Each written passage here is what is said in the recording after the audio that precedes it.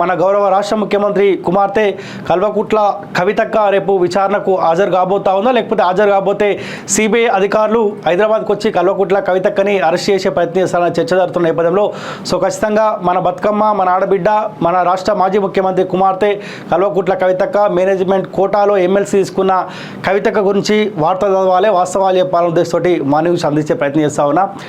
So ఏదేమైనప్పటికీ CBI అధికారులు కల్వకుట్ల కవితక్కకి మొన్న 21 తారీఖు ఆమెకు నోటీసులు అందించారు. కవితక్క మీరు హాజరు కావాలి, హాజరు కాకపోతే మేము తీసుకెళ్లే ప్రయత్నం చేస్తామన్న నేపథ్యంలో కల్వకుట్ల కవితక్క న్యాయ నిపుణుల ఒపీనియన్ తీసుకుంటుందంట. పోకపోతే ఎట్లా, ఆల్రెడీ సుప్రీంకోర్టులో మనం ఒక పిటిషన్ ఇచ్చినాం కదా, సో నేను ఒక ఆడబిడ్డని ఇంటికి వచ్చే విచారించాలి అన్న నేపథ్యంలో సో ఆ పిటిషన్ ఇంకా పెండింగ్లో ఉన్నది. అది కూడా 22 తారీఖు విచారణకు వచ్చే అవకాశం ఉంది, బెంచ్ మీదకి వచ్చే అవకాశం ఉన్న నేపథ్యంలో సో కల్వకుట్ల కవితక్క అడ్వకేట్ల ఒపీనియన్ తీసుకునే ప్రయత్నం చేస్తూ ఉందంట. సో ఏదేమైనప్పటికీ సిబిఐ అధికారులు మాత్రం గతంలో ఈమెని సాక్షిగా లేకపోతే ఈమె దగ్గర ఉన్న ఎవిడెన్స్ మీరు ఇవ్వాలన్న నేపథ్యంలో సో ఈసారి ఈమెకు గతంలో 160 సిఆర్పిసి కింద, ఆ తర్వాత 90 సిఆర్పిసి కింద ఈమెకు నోటీసులు ఇచ్చారు. అప్పుడేమో సాక్షిగా లేకపోతే ఎవిడెన్స్ ఇవ్వాలని చెప్పి ఆమెకు నోటీసులు జారీ చేశారు. సో ఈసారి కవితక్కకు మూడోసారి ఏమో సో కవితక్క ఖచ్చితంగా మీరు అలా దోషిగా ఉన్నారు, నిందితురాలుగా ఉన్నారని మెన్షన్ చేయడంతో కవితక్కకు భయం అవుతా ఉందంట. ఏం చేయాలి, పోతే వాళ్ళు అక్కడికే నన్ను క్లోజ్ చేసే అవకాశం ఉంటుందన్న ఆలోచనలో కవితక్క కాస్త భయపడతా ఉందంట. సో నిన్న కూడా వాళ్ళ ఫామ్ హౌస్లోకి వెళ్ళిందంట. కేసీఆర్ గారితో మాట్లాడితే కూడా సో నువ్వు పోవడం వల్ల ఇక్కడ రాజకీయంగా మేము లబ్ధి పొందే అవకాశం ఉంటుంది, కవితక్క నువ్వు పో, ఏం కాదు పో బిడ్డ, నువ్వు పోతే నేను ఇక్కడ కాస్త సానుభూతి, ప్రజలు ఇప్పుడు నన్ను నమ్మే పరిస్థితి లేదు, నువ్వు పోతే కావాలని బీజేపీ కాంగ్రెస్ పార్టీ కుమ్మక్కై మా బిడ్డని లోపడేసారు, కాస్త ఏడ్చే ప్రయత్నం చేస్తా, కాస్త ఎంపీ ఎలక్షన్లో నువ్వు లోపడవడం వల్ల కొంత లబ్ధి చేకూరే అవకాశం ఉంటుందని చెప్పి కేసీఆర్ ఆలోచిస్తూ ఉండంట.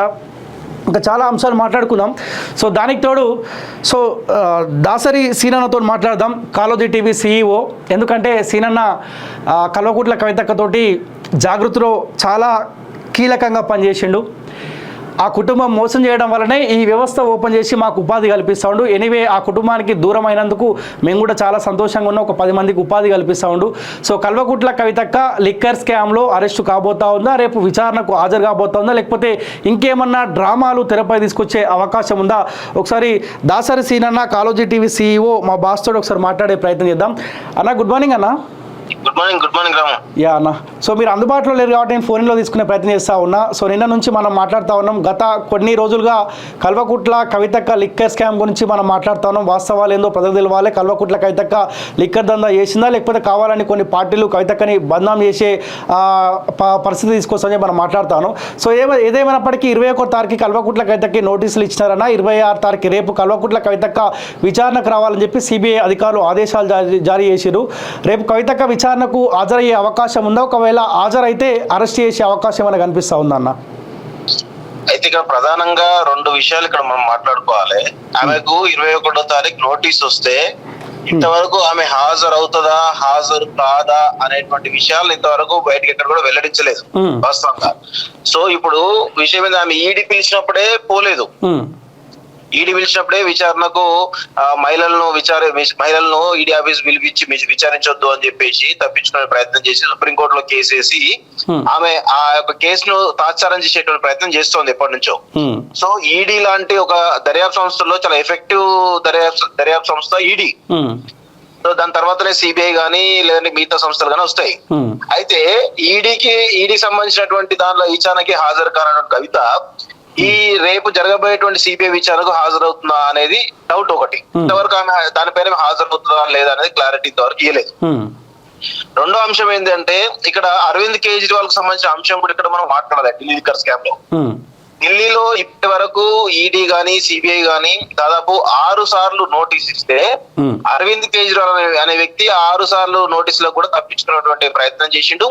అదే విధంగా కోర్టు న్యాయస్థానం కూడా ఒకసారి పిలిస్తే మీరు వ్యక్తిగతంగా కోర్టుకు హాజరు కావాలి, విచారణ సమస్య ఎందుకు అటెండ్ కావట్లేదో ఆ కోర్టుకు వివరించాలని చెప్తే ఆయనే న్యాయస్థానం కూడా పోకుండా కేవలం ఆన్లైన్ ద్వారా అటెండ్ కావడం జరిగింది. ఎందుకు అంటే నాకు ఇక్కడ హౌస్ మోషన్ ఉంది, అవిశ్వాస తీర్మానం ప్రవేశపెడుతున్నాను కాబట్టి నాకు వీలు కాదు అని చెప్పేసి ఏదో సాగు చెప్పేసి తప్పించిన ప్రయత్నం చేసిండు.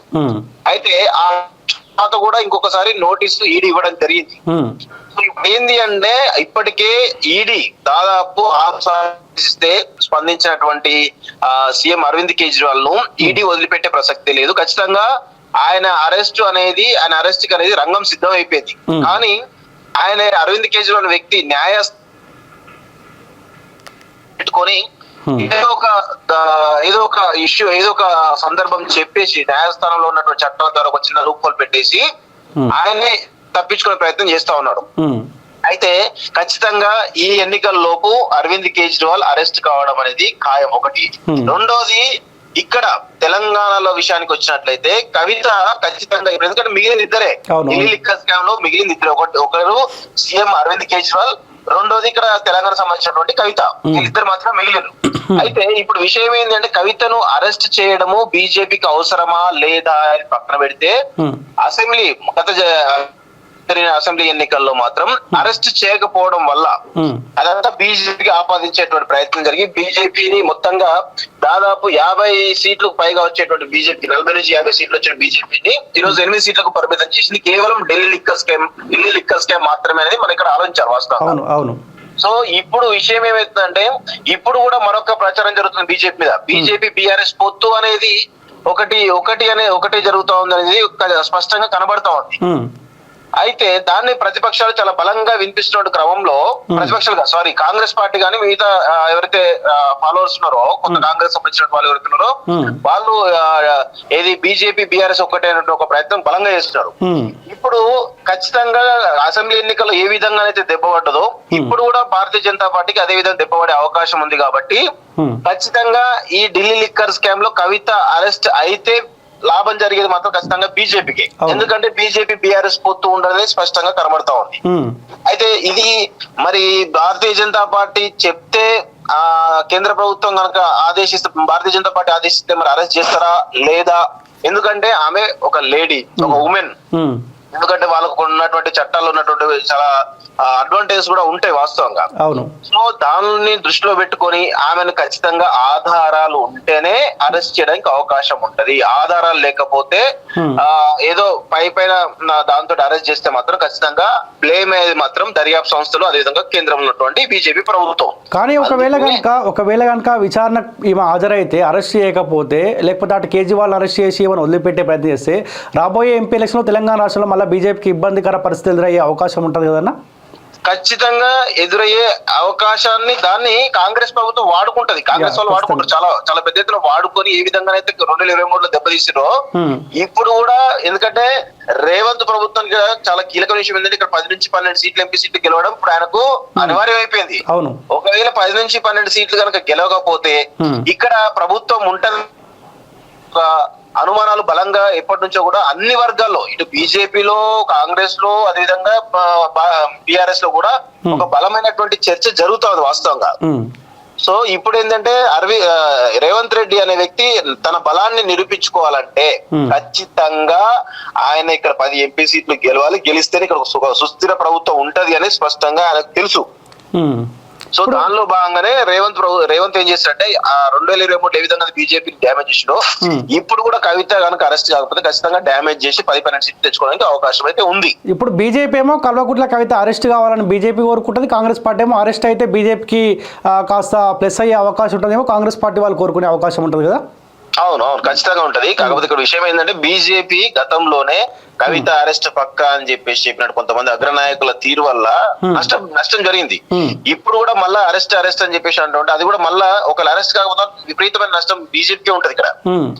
ఇక్కడ భారీ ఎత్తున అరెస్ట్ అయితే భారీ ఎత్తున అడ్వాంటేజ్ అయితే బీజేపీకే, ఒకవేళ అరెస్ట్ కాకపోతే భారీ ఎత్తున నష్టం జరిగింది కూడా బీజేపీకే. అవునవును. సో ఎందుకంటే వీళ్ళ ప్రకటనలు అట్లున్నాయి, బీజేపీ నాయకుల ప్రకటనలు కూడా అట్లానే ఉన్నాయి. సో ఖచ్చితంగా కవిత అరెస్ట్ అనేది ఇప్పుడు నాకు తెలిసి ఇప్పుడు దాదాపు సంవత్సరం నుంచి 2022 డిసెంబర్ లో ఆమె ఈడీకి 3 సార్లు అటెండ్ అయ్యి తన ఫోన్ లో కూడా ఇవ్వడం జరిగింది. అప్పటి నుంచి ఇప్పటి వరకు కూడా మహిళ కాబట్టి నన్ను వ్యక్తిగతంగా ఇంటికి వచ్చి విచారణ చేయాలి, నన్ను ఈడీ ఆఫీస్ పిలవద్దని చెప్పేసి ఒక పిటిషన్ సుప్రీంకోర్టులో ఇస్తే 1 ఇయర్ 3 months నుంచి ఇంకా అది జరుగుతూనే ఉంది ఆ కోర్టులో. ఇంతవరకు అది నిగ్గు తెలిసలేదు కూడా, ఏం చెప్తలేదు దాని గురించి. చేయొచ్చా, అదొకటి చెప్తే అయిపోతుంది. చెప్పకుండా తాత్సారం చేసేసరికి ఇక్కడ తీసుకొస్తుంది. అయితే ఈ మధ్యలో కూడా ఈడీ గానీ సిబిఐ గానీ అనేక కోణాల్లో ఈమె పాత్ర పైన ఇంకా ఈ రీసెంట్ విషయం ఏంటంటే ఆమె వ్యక్తిగత పర్సనల్ అసిస్టెంట్ ఎవరైతే ఢిల్లీలో ఉన్నటువంటి కౌశిక్ ఎవరైతే ఉన్నారో ఆయననే వ్యక్తిగతంగా ఆయననే తీసుకెళ్లి డబ్బులు ఈ ఢిల్లీ లిక్కర్ స్కామ్ లో సంబంధించినటువంటి కరప్షన్ సంబంధించిన డబ్బులు ఏవైతే ఉన్నాయో ముడుపులు లంచాలు ఏవైతే ఉన్నాయో ఆయననే వ్యక్తిగతంగా వెళ్లి ఇచ్చాడు అనేది ఆయన అప్రూవర్ గా మారి చెప్పిండు. కాబట్టి ఖచ్చితంగా ఢిల్లీ లిక్కర్ స్కామ్ లో సిబిఐ ఈమెను నిందితురాలుగా చేర్చడం జరిగింది. ఇది అసలు పాయింట్ యాక్చువల్ గా. ఎందుకంటే ఫస్ట్ గతంలో సిబిఐ ఏం చేసింది, ఇంటికి వెళ్లి ఒక సాక్షిగా ఆమెను విచారించింది 7-8 గంటల పాటు. కానీ ఇప్పుడు ఢిల్లీ లిక్కర్ స్కామ్ లో ఆమె పాత్ర స్పష్టంగా ఉంది అనేది వాళ్ళ సొంత పిఏనే కౌశిక్ అనేటువంటి పిఏనే చెప్పడం జరిగింది. కాబట్టి అందుకే ఈమెకు నిందితురాలిగా ఈమెను చార్జ్ షీట్ లో పేరు చేర్చి ఆమెకు నోటీసులు ఇవ్వడం జరిగింది. సో ఇప్పుడు ఏంటంటే ఖచ్చితంగా ఆమె ఢిల్లీ లిక్కర్ స్కామ్ లో ప్రధానంగా ఉంది అనేది స్పష్టంగా అర్థమవుతుంది. కాబట్టి ఖచ్చితంగా అరెస్ట్ కావడానికి అవకాశాలు ఎక్కువ ఉన్నాయి. ఎందుకంటే ఈడీ విచారణలో భాగంగా ఆమె సుప్రీంకోర్టులో కేసు నడుస్తుంది. కాబట్టి ఇటు సిబిఐ ద్వారా ఆమెను నిందితురాలుగా చేర్చి ఖచ్చితంగా ఆమెను అరెస్ట్ చేసే అవకాశాలు బలంగా ఉన్నాయి. అది రేపు జరుగుతుందా ఎల్లుండి జరుగుతుందా చెప్పలేం, కానీ ఖచ్చితంగా జరిగేటువంటి అవకాశాలు బలంగా ఉన్నాయి. కేసీఆర్ ఏమైనా కోరుకుంటున్నానా నా బిడ్డ అరెస్ట్ అయితే నాకు ఏమైనా సానుభూతి వచ్చే అవకాశం ఉంటుందని? కేసీఆర్ అంటే విషయం ఏంటంటే వీళ్ళ ఫ్యామిలీల మొత్తంలో కూడా ఢిల్లీ లిక్కర్ స్కామ్ సంబంధించి కవితకు సపోర్ట్ అనేది దొరకడం లేదు. ఆమె చాలా పెద్ద ఎత్తున పాపం బాధపడతా ఉంది. ఆమె నా ఫ్యామిలీ కనీసం నా కష్టకాలంలో నా ఫ్యామిలీ కూడా నన్ను పట్టించుకోవడం లేదు అనే కోణంలో ఆమె ఎప్పటి నుంచో కూడా కొంత ఇబ్బందికరంగా భారతీయ రాష్ట్ర సమితిలో ఇబ్బందికరంగానే ఆమె మూమెంట్స్ అయితే కనబడతా ఉన్నాయి వాస్తవం. ఎందుకంటే ఎలక్షన్స్ టైంలో ఆమెకు ఏ బాధ్యతలు కూడా ఇవ్వలేదు.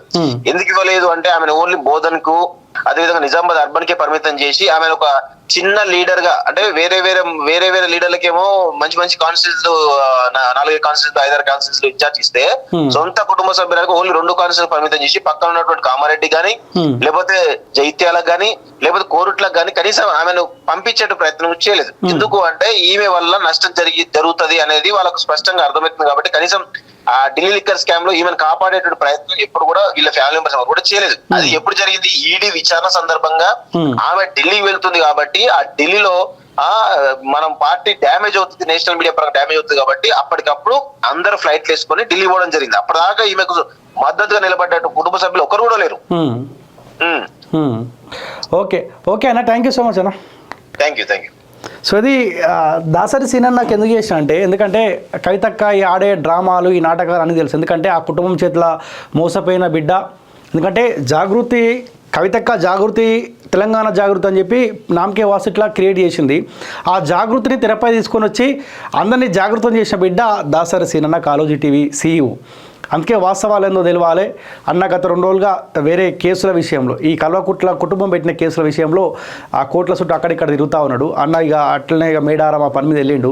సరే ఈ కవితక్క ఆడే డ్రామాలు ప్రజలకు తెలియాలన్న ఉద్దేశంతోటి అన్నని ఫోన్ లైన్లోకి తీసుకుని పని చేసిన.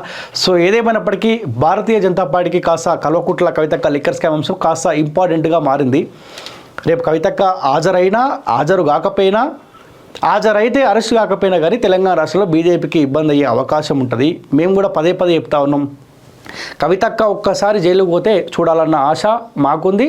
ఆ కుటుంబ సభ్యులు కూడా అరే నా బిడ్డ జైలుకు పోయింది అన్న ఉద్దేశంతో వాళ్ళు కూడా ఏడుస్తూ ఒక్కసారి చూడాలని కూడా మాకు కూడా. ఎందుకంటే ఎంతోమంది తెలంగాణ రాష్ట్రంలో ఉన్న ప్రజలు ఏడుస్తూ ఉంటే కళ్ళారా మేము చూసినాం. ఎందుకంటే ఈ కుటుంబం ఇబ్బంది పెడతా ఉంటే నా తెలంగాణ రాష్ట్ర ప్రజలు ఏడుస్తూ ఉంటే మేము కూడా ఏడ్చిన సందర్భాలు ఉన్నాయి. మొన్న జరిగిన అసెంబ్లీ ఎలక్షన్లో కూడా మేము కూడా చెప్పినాం, ఏడ్చుకుంటూనే మాట్లాడినాం. చాలా నియోజకవర్గాల్లో ప్రజలారా ఆ దుర్మార్గుని మీరు గెలిపేదని చెప్పి మేము కూడా బాధపడుకుంటూ మీ కూతురుతో మీ బిడ్డతో సమానం మేము అని చెప్పి ప్రజల దగ్గర కూడా ఆ ఎమోషన్ క్రియేట్ చేసిన ప్రజలు కూడా బలంగా నమ్మినారు. కాంగ్రెస్ పార్టీకి అవకాశం ఇచ్చారు.